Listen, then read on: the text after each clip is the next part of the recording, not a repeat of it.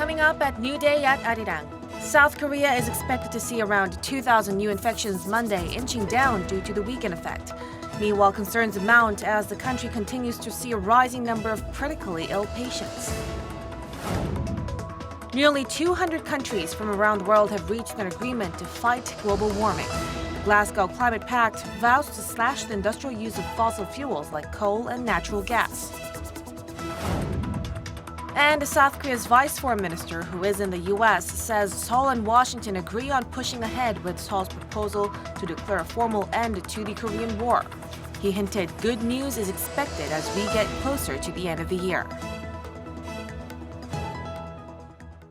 Hello and welcome to this Monday edition of New Day at Arirang. It's 8 a.m. on November 15th here in Seoul, South Korea. Thank you ever so much for joining us. I'm Mark Broom. And I'm Kim Mil-gyan. Over the next hour, we'll take a look at the big news stories of the day and get expert insights on the issues facing Korea and the world. That's right. And we are going to begin with the COVID-19 situation here in South Korea and around the world. The number of critical cases are increasing in South Korea, which may prompt health authorities to halt the Living with COVID-19 plan. Authorities in Europe are also seeing a surge in infections, which have seen them go back into lockdown. Yeah, so for the latest updates, we have our reporter Kim Yeon-sung in the studio for us for the entirety of this week. Good morning, Yeon-sung. Feels great to be back.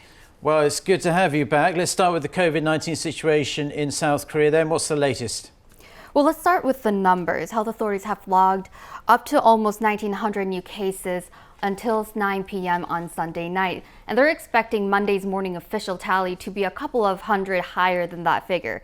So cases are expected to be above 2,000 on Monday, as it has been for almost every single day for the past week. Ever since South Korea started its Living with COVID-19 policy, the nation has been seeing an uptick in cases nationwide, with more than 2,000 cases on most days during November. And this hike was fully expected, but the question remains whether the country can handle it.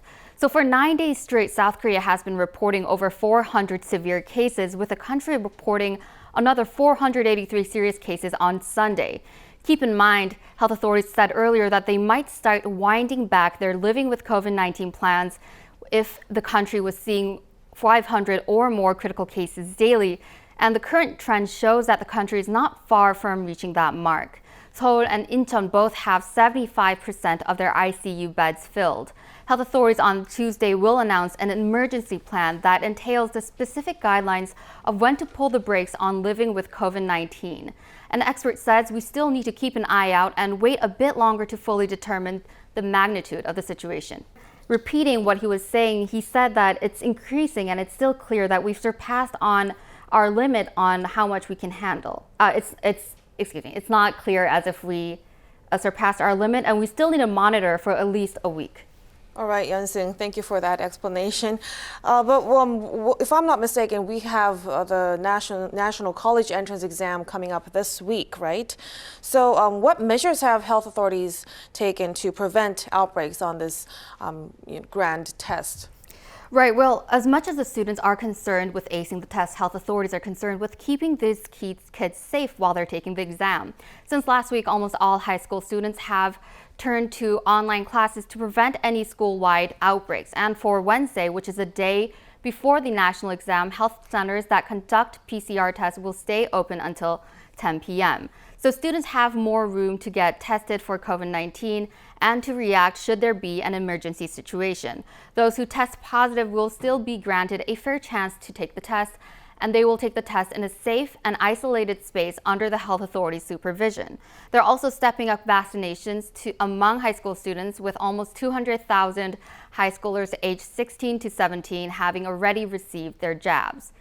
Well, it really is a case that, this is the most stressful and most important day of young students' lives, but now they've got this COVID-19 situation in the back of their minds as well, so it's making it even harder for them. But let's move away from the situation here in Korea. It's getting worse in Europe. They're seeing a fresh resurgence in cases there. Some countries are handling it very different from others. Some might say what some are doing is rather heavy-handed and the population isn't really liking it. Tell us more about what's going on in Europe right now. Well, some countries are resorting to quite drastic measures within their country to curb the spread of COVID-19. For example, Austria has declared a lockdown for all vaccinated citizens over the age of 12. So this means that all unvaccinated citizens over the age of 12 are not allowed to leave their homes unless they're out for working, grocery shopping, or going for a walk. And anyone who violates this rule will actually be fined up to $1,600 US.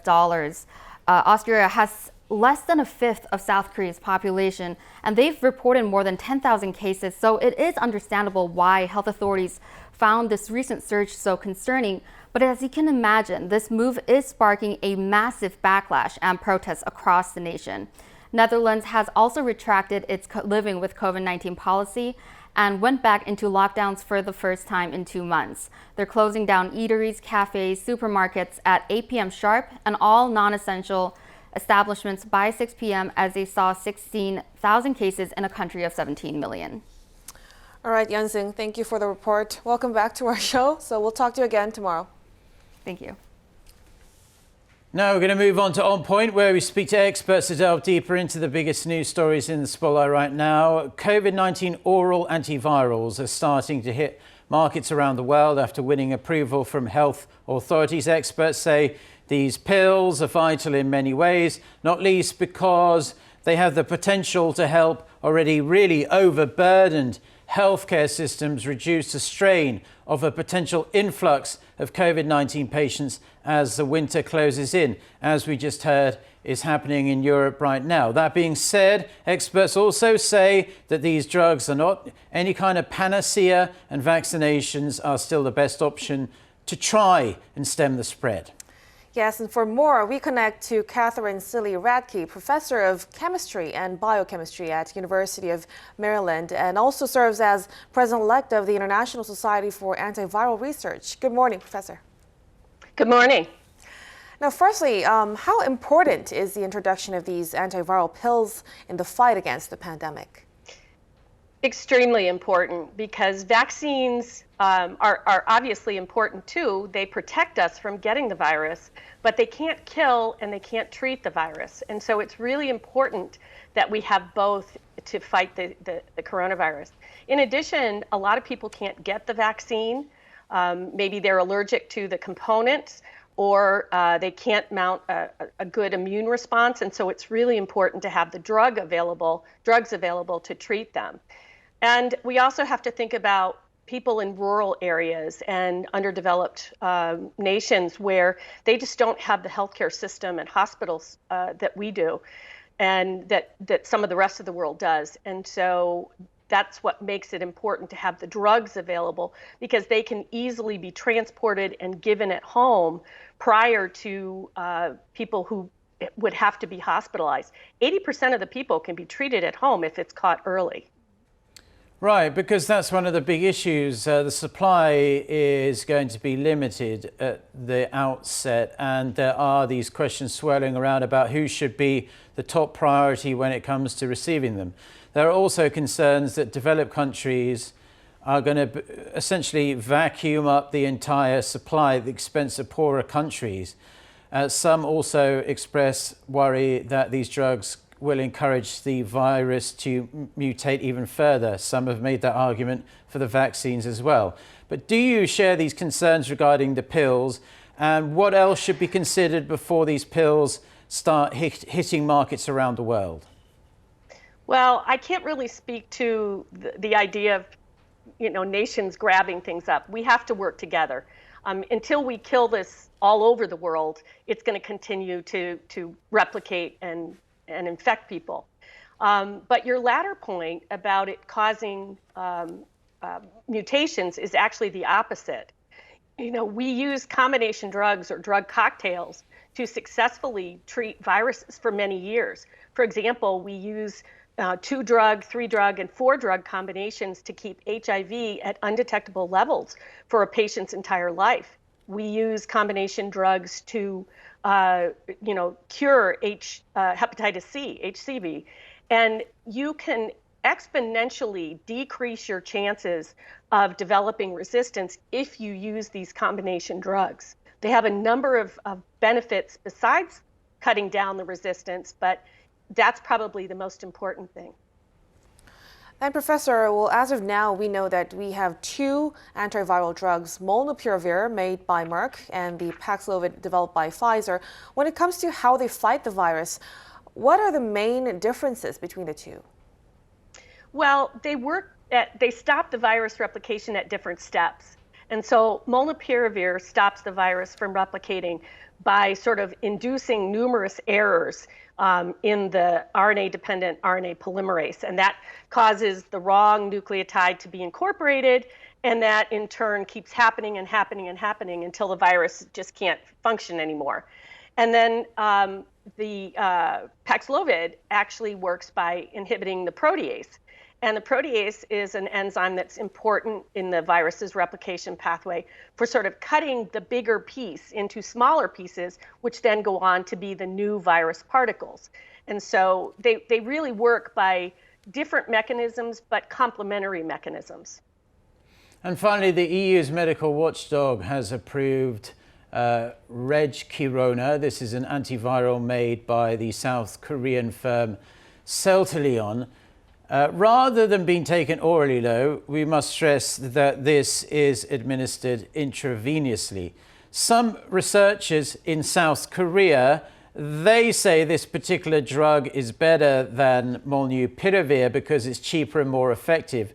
What do you know about this South Korean firm's treatment, and do you share similar concerns about the potential safety and cost of molnupiravir? Well, I don't know what the cost of the Regkirona monoclonal antibody is, but I did have followed this, and it seems to work very well. It's really reducing the risk for high risk patients by quite a bit. I believe it was 72%. And where molnupiravir was only about 50%. Now, obviously, you still have the issue of having to go to the hospital to be treated. And because, of course, it has to be given by infusion or by IV, just like remdesivir did. But there are concerns about molnupiravir because of the fact that the mechanism by which it works, lethal mutagenesis, can also affect our own polymerases. And there have been some studies out that have shown that this may be possible. And so that would be detrimental to us and could potentially cause toxicity. However, I think we sort of need all of these to go forward and to treat this virus. All right. Thank you, Professor. It was interesting getting your thoughts, and we appreciate you joining us this morning. Thank you. Thank you for having me. Thank you very much. Now, moving on to our next story. Nearly 200 countries from around the world have reached an agreement to try and fight global warming. The so-called Glasgow Climate Pact includes a plan to slash the industrial use of fossil fuels like coal and natural gas. Choi Won-jung with the details. The world has taken a significant step in the fight against climate change. Delegations from around the world put their heads together at the COP26 summit in Glasgow, aiming to reduce greenhouse gas producing fossil fuels. After intense negotiation lasting more than 2 weeks, the so-called Glasgow Climate Pact was agreed on Saturday. At the start of this summit, the world was asking, quite rightly, do the parties assembled here in Glasgow have the courage to rise to the scale of the challenge? Well, my friends, you have responded. We have responded. History has been made here in Glasgow. The first ever climate deal designed to reduce the use of coal and other fossil fuels includes a plan to double funds for developing nations to adapt to effects of climate change by 2025. We are welcoming the additional funding for adaptation. However, we need to see it considering that earlier commitments, financial commitments, didn't come to fruition. So with us in the developing world, there's a little bit of lack of confidence. There was also last-minute intervention before the final resolution. I see India wishes to take the floor. India, you have the floor.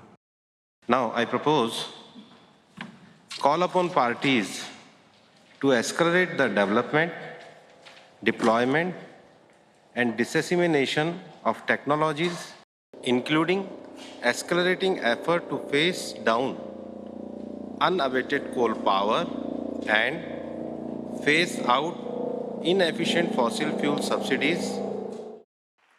This resulted in a decision to change the wording of the deal from phase out coal use to phase down. The controversial change was accepted by all attendees. The talks ended with agreement to at least limit temperature rise to 1.5 degrees Celsius and come back to negotiating table next year to set up tougher plans.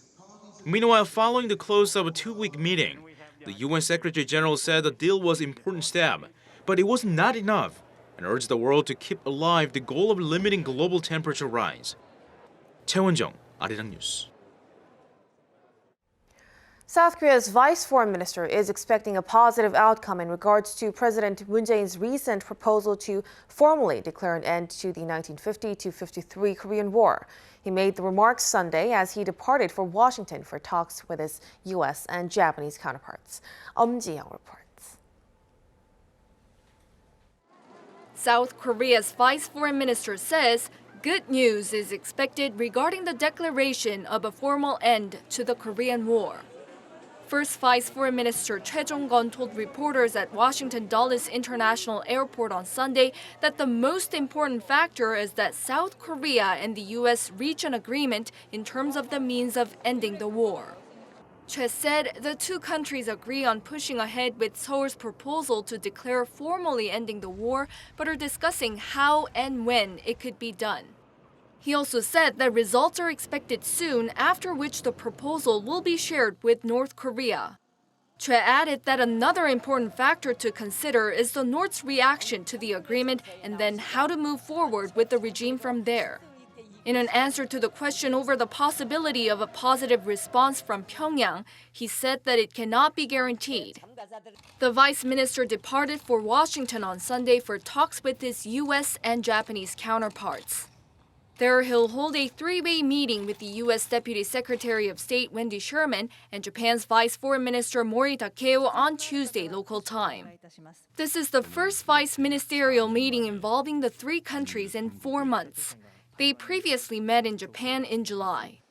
Expected issues on the agenda include the proposed declaration of an official end to the 1950 to 1953 Korean War and tackling global supply chain crisis. Ji-young, Arirang News. U.S. Secretary of State Antony Blinken and his Chinese counterpart held full talks Sunday to discuss preparations for this week's virtual summit between Presidents Biden and Xi. While they acknowledged the importance of the upcoming summit, they also exchanged some harsh words regarding Taiwan. Kim Hyo-san with more. Ahead of the highly anticipated virtual summit between the leaders of the U.S. and China, the top diplomats of the two countries have spoke over the phone. U.S. Secretary of State Antony Blinken used the opportunity to express concern over Beijing's continued military, diplomatic, and economic pressure against Taiwan. According to the State Department, Blinken also emphasized a long-standing U.S. interest in peace and stability across the Taiwan Strait. He also urged China to take part in meaningful dialogue to resolve issues in a peaceful manner. In response, Chinese Foreign Minister Wang Yi called on Washington to clearly and resolutely oppose any moves in Taiwan for independence. Such sharp remarks come as relations between Beijing and Taipei are at their lowest points in decades, with strong rhetoric and increased military posturing. On the upcoming Biden-Xi summit, Wang stressed its great significance not only for U.S.-China relations, but also for international relations.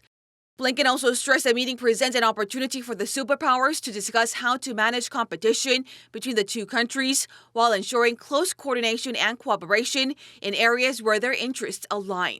The summit between Presidents Biden and Xi, slated to be held on Monday evening Washington time and Tuesday morning in Beijing, is the first between the leaders since President Biden entered the White House in January. Kim Yo-san, Arirang News.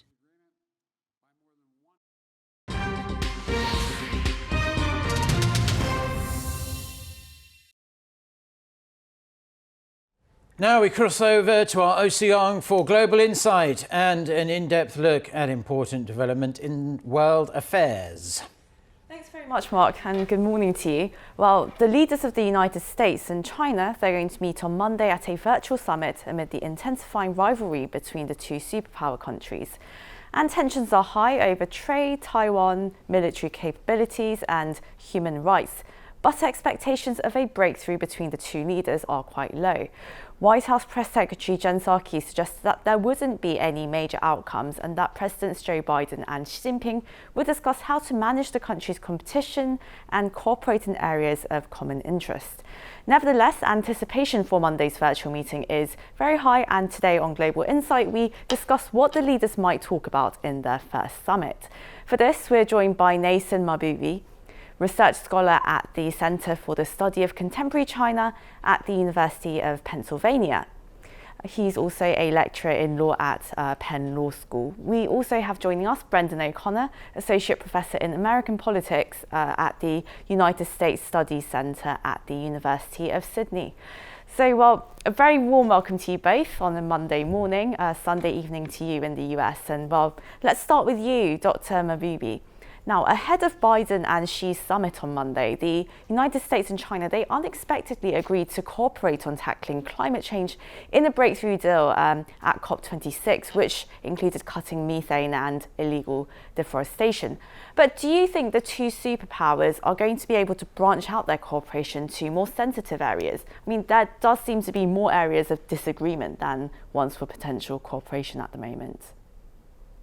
Well, I think everyone would agree that the announcement of the joint statement at the COP26 meeting was surprising. We weren't expecting it, and it came as, I think, welcome news to those who were hoping to see the U.S. and China be able to act somewhat collaboratively on this most critical global issue.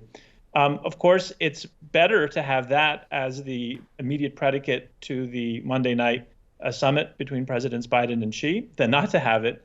And the question, of course, is then, does it set a tone for a more cooperative discussion? That's probably too much to ask, but certainly better to have that as a predicate than not to have it.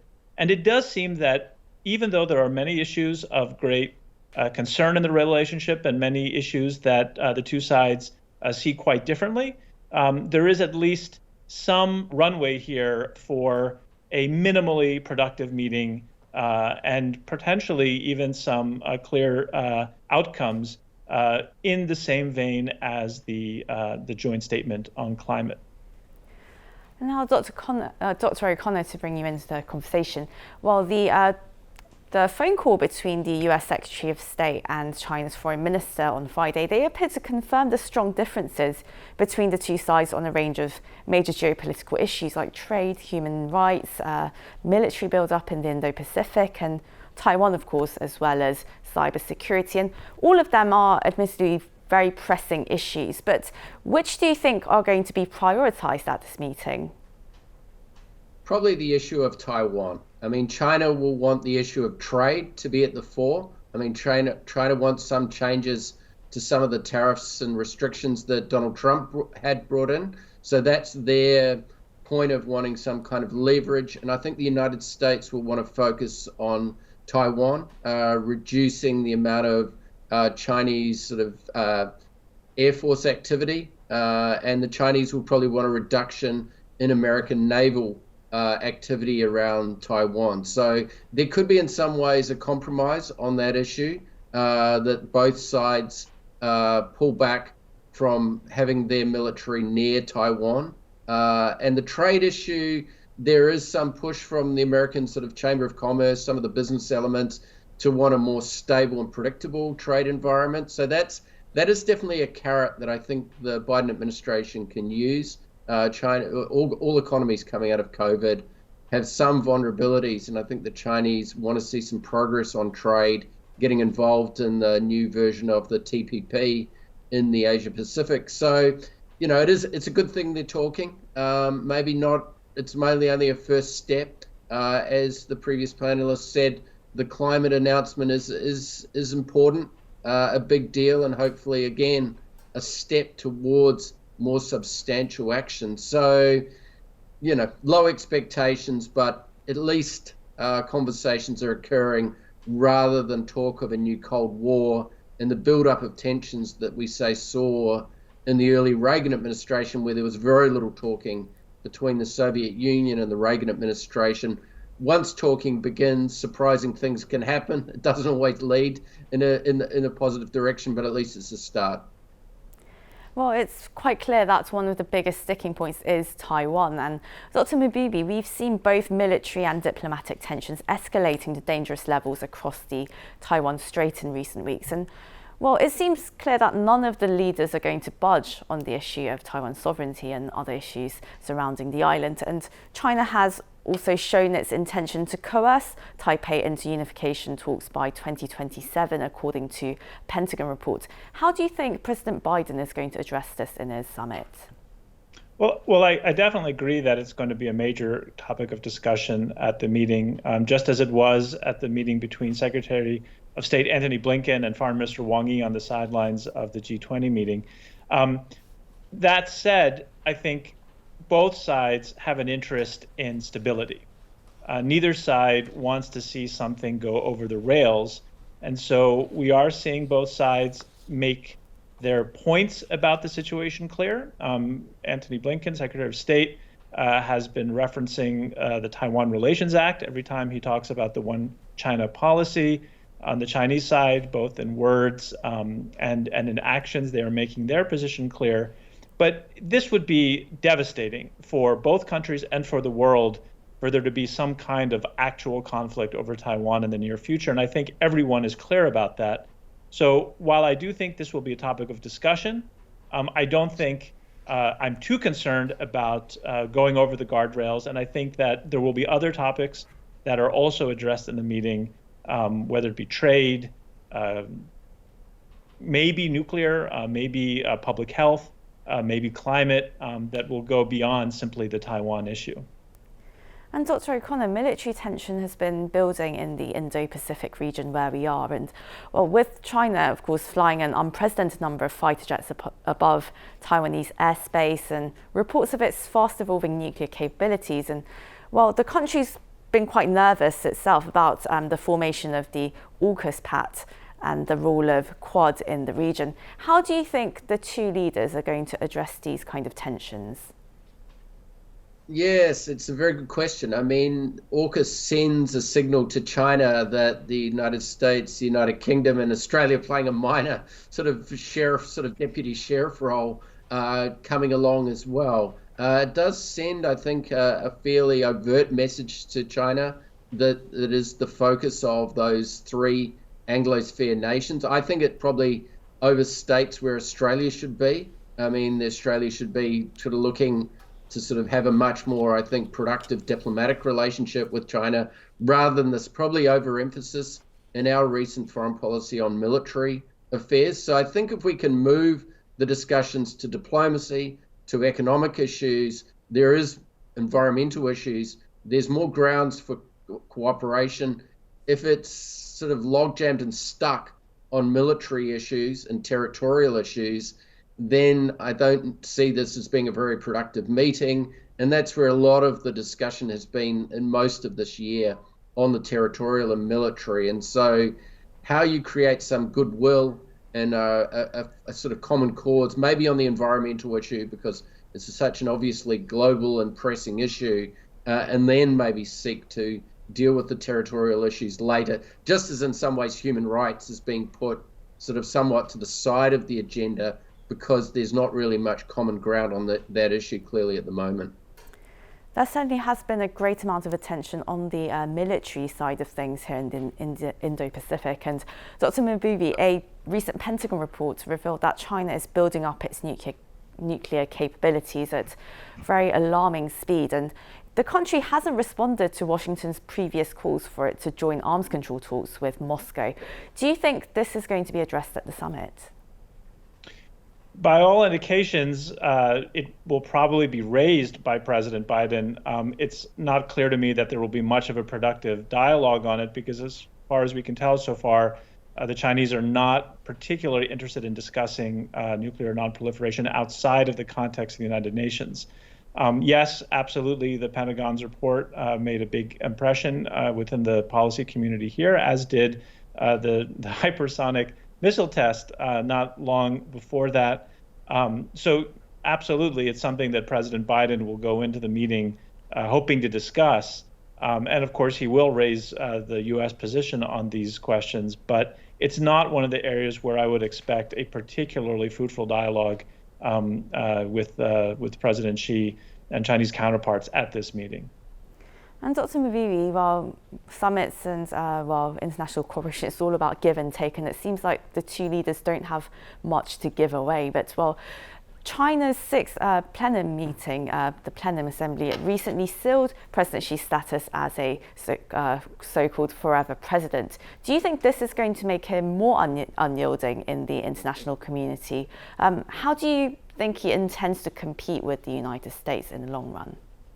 Well, let me first just say that I do think that there are some issues that there's runway for both countries going to this meeting, and in particular, trade issues, and also potentially the response to COVID-19. On trade issues, the U.S. Trade Representative Catherine Tai has said on multiple occasions recently that she's having productive dialogues with her counterparts, and it makes sense because, as was said earlier, both economies are coming out of this difficult period. There are economic strains visible in both countries, and both presidents in different ways have to respond to these pressures.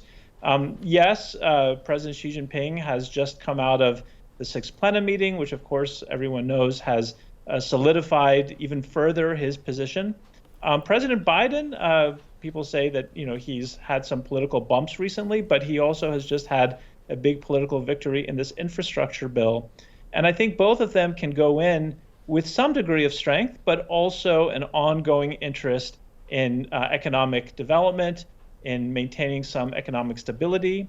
Neither side wants to see the economic issues that are palpable in both countries become bigger issues, whether it be inflation in the U.S. or various things that are going on in China. And so I do think there will be runway for there to be a very productive discussion on trade issues and potentially some deliverables in terms of ongoing meetings that come out of this summit. And Dr. O'Connor, do you think President Xi is going to invite Joe Biden to the 2022 Olympics in Beijing? Yes, that seems possible. I mean, that I think would be the hope for China, to see a number of world leaders there. This is a showcase event for China, so they certainly do not want any boycott by leaders. I think one of the other points about the summit is to get on the sort of path of deputies meetings, make sure that there's engagement and discussions between US military leaders and Chinese military leaders. So these summits, we obviously focus on the two presidents, but if you can get a lot of the other background meetings going, in some ways it opens up dialogue, it probably reduces tensions. As we saw at the end of the Trump administration, the head of the Joint Chiefs of Staff being able to talk with his Chinese counterpart and reassure them about events going on in America that were extraordinary was useful. So I think that that's part of the process here, is setting up lower level meetings and signaling that, in some ways you can turn the relationship into a more bureaucratic relationship rather than one of sort of symbolic sort of rhetoric. Yes, former President Trump did say he was best friends with Xi Jinping, and perhaps we won't see that kind of relationship. But Dr. Mabiri, how do you think this personal engagement between the two leaders will turn out? Do you think it will help diffuse some of the tension? Well, one thing that's very useful is that some of the performance that both sides felt they needed to do has been done. Most famously in that very contentious meeting in Alaska back in March. Also, to some extent, with Wendy Sherman's visit to China, and then John Kerry's visit to China. So some of the atmospherics that maybe both sides felt they needed to perform for their own domestic audiences has been taken care of. And now we go into this meeting where there's no need for that. And I think neither president at the top of the hierarchy would be particularly interested in that. One thing that, it seems a little bit too bad is that if this was an in-person meeting, we would see the sort of famous people skills of President Biden be put to the test to see how far he could get. Of course, he knows Xi Jinping from many years past, but I don't know if that's as easy to convey in virtual settings. But I'm sure he will try, and probably there will be at least more of that dynamic than the more contentious dynamic that we saw in Alaska and elsewhere. Well, maybe he'll have to rely on some Zoom emojis and reactions, but we'll have to see how this summit goes. And this is where we're going to end the interview today. That was Nathan Mabubi at the University of Pennsylvania and Brendan O'Connor at the University of Sydney. Thank you both so much for your time. My pleasure. Thank you.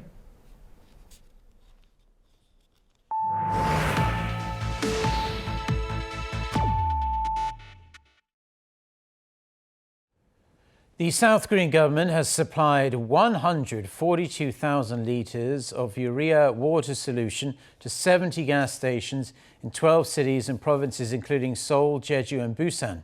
The government had vowed to supply 1.8 million litres of the solution used to power diesel vehicles to around 100 gas stations nationwide.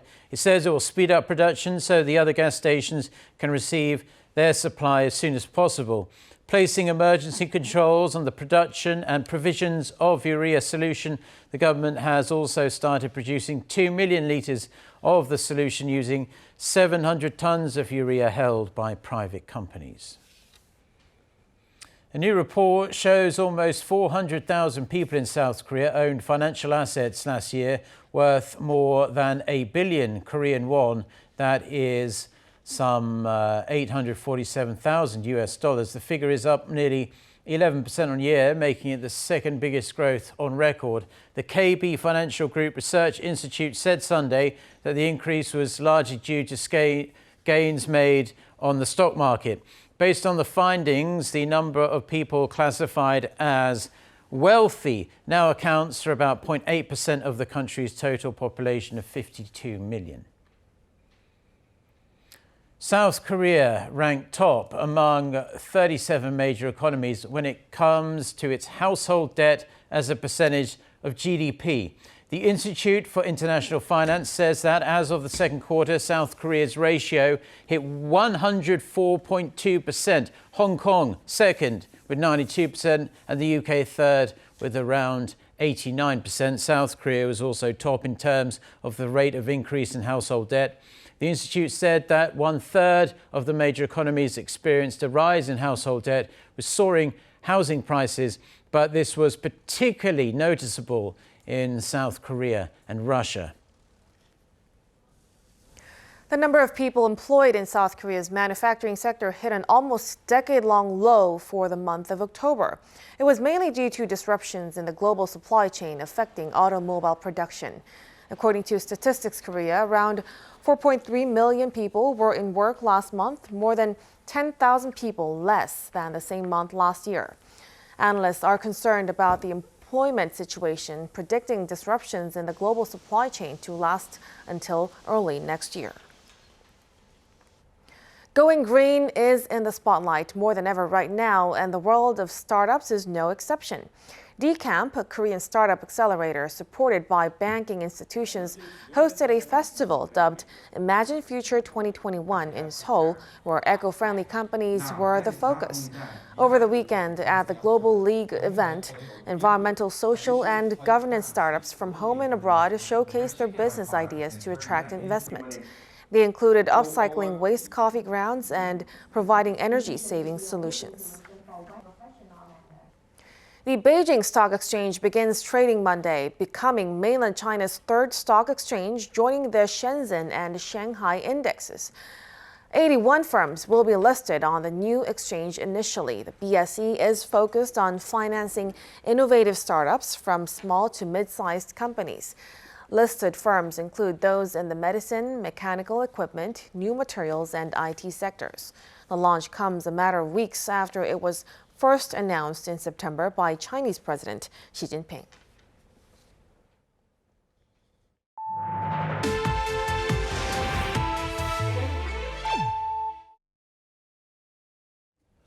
Experts say a dubbing strategy played a crucial role in making the South Korean Netflix show Squid Game more accessible and popular around the world. The Wall Street Journal reports that 60% more viewers watched dubbed versions rather than the subtitled version. Squid Game was dubbed in 34 different languages, including French, Portuguese, Hindu and even Chinese, even though Netflix is not available in China. The report noted that the number of users watching the dubbed versions of Netflix actually more than doubled compared to last year. The first big music concert since the start of the COVID-19 pandemic has taken place in South Korea as the country gradually returns to normal life.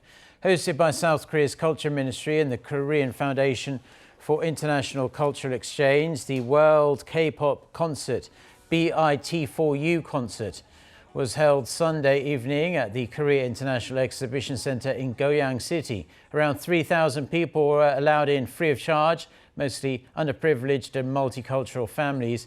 K-pop stars, including NCT Dream, among others, performed along with American pop star Kehlani, who joined the show virtually. Now, Korean movies and TV shows like Parasite and Squid Game continued to attract a whole bunch of attention around the world. As a result of the ripple effect of this popularity, more Korean companies are looking to expand their reach overseas as well. Luckily for them, help is on hand in the form of the government-backed Expo. Our Kim Bok-young went to check it out and files this report.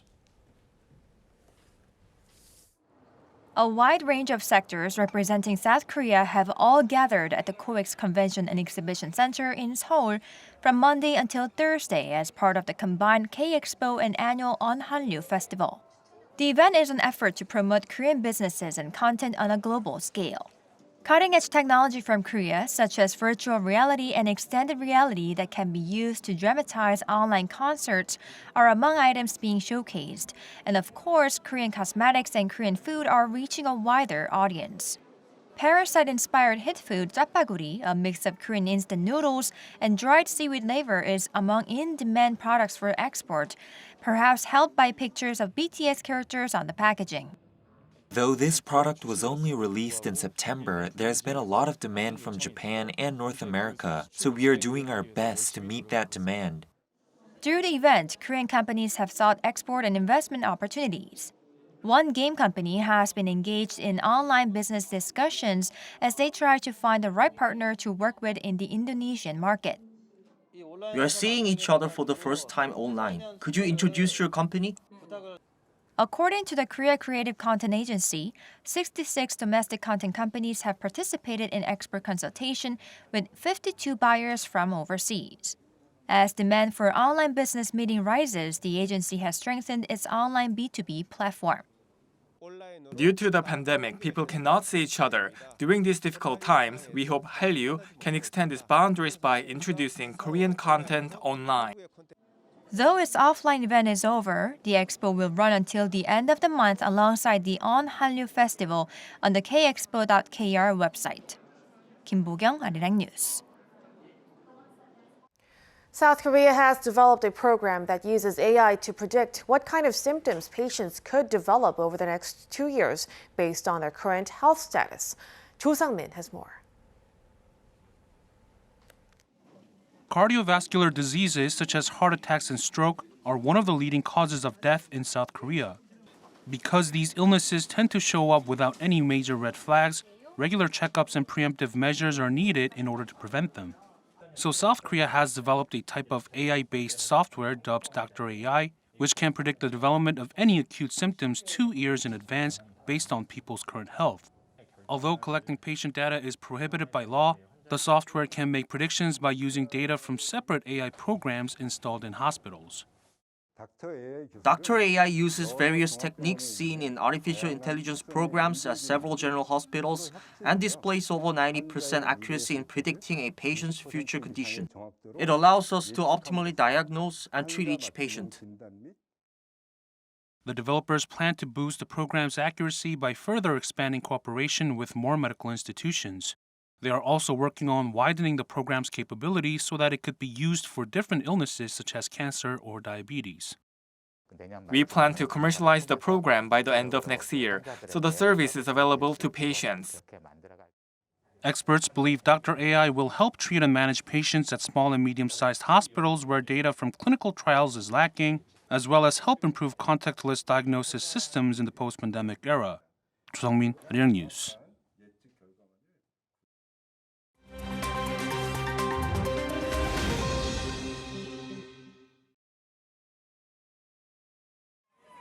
Let's take a look at what's going on in the world now. At least 68 prisoners were killed and more than 24 others injured as another prison riot broke out in Ecuador on Saturday. The deadly violence occurred at the Penitenciaria del Litoral, the same prison where 119 inmates were killed in September in what was the country's worst ever incident of prison violence. Just as with previous incidents, the latest event comes amid another clash between gangs inside the prison. These events are due to a territory dispute by criminal gangs inside the prison. At the moment, there are certain pavilions that are without leaders. Because this may be surprising to all citizens, those leaders were released after having served 60% of their sentence. Ecuador has seen a number of deadly incidents within its prisons, with 79 inmates killed in February and 22 in July. Ecuadorian President Guillermo Lasso in September declared a 60-day state of emergency in the prison system, freeing up government funding and allowing for military assistance to control prisons. At least one person is dead after two strong earthquakes struck southern Iran on Sunday. The quakes measured magnitudes of 6.3 and 6.4 as residents in Hormozgan province fled their homes. I was busy with work when I suddenly saw the building was shaking very violently. First, we said this will end quickly, then we saw it took longer. It happened for 30 seconds. Officials say the quake was felt in several cities in the province, as well as across the Gulf in Dubai. Despite the two earthquakes, no structural damage to homes in the area has been reported. The Chief Minister of New Delhi has ordered a week-long closure of all schools amid worsening pollution in the Indian capital. For a week from Monday onwards, all the schools will be physically closed. Virtual classes will continue so that the children don't have to come out and breathe polluted air. With no wind expected to blow throughout most of the week, the minister added that construction activities will also be shut down from Sunday to Wednesday. The air quality index on Sunday hit 470 on a scale of 500, marking levels of pollution in the air that will affect healthy people and seriously impact those with existing diseases. New Delhi is often ranked the world's most polluted capital, facing extremely bad air in winter due to crop stubble burning, emissions from transport, coal-fired plants outside the city, and other industrial emissions. Lee Seung-jae, Arirang News.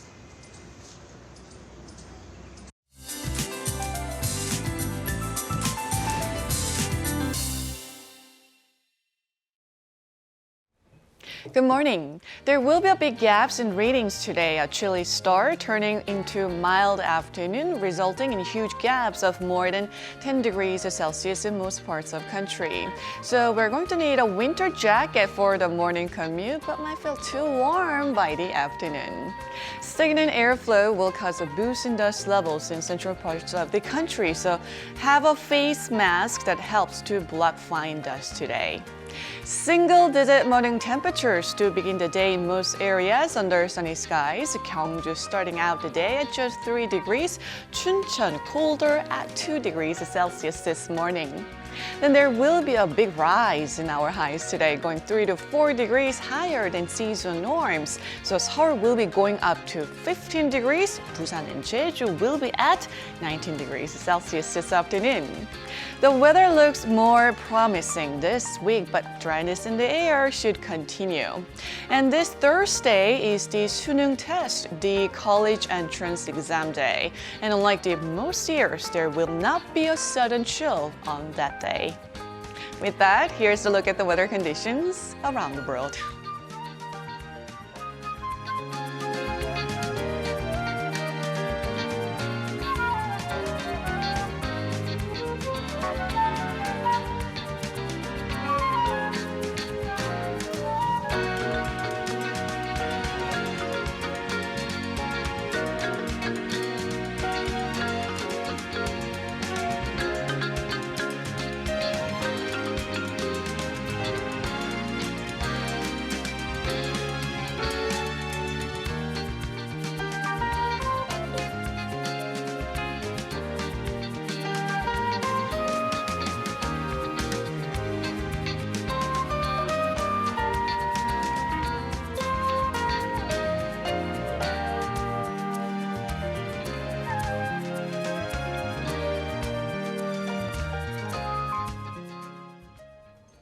And that's all we have for now. We'll be back at 8 a.m. Korea time on Tuesday for our next edition of New Day at Arirang. We appreciate you tuning in. I'm Kim Mo-gyan. Yes, thank you for joining us. We'll be here for the remainder of the week at the same time. I'll be back at 10 a.m. Korea time with our next newscast. Until then, goodbye.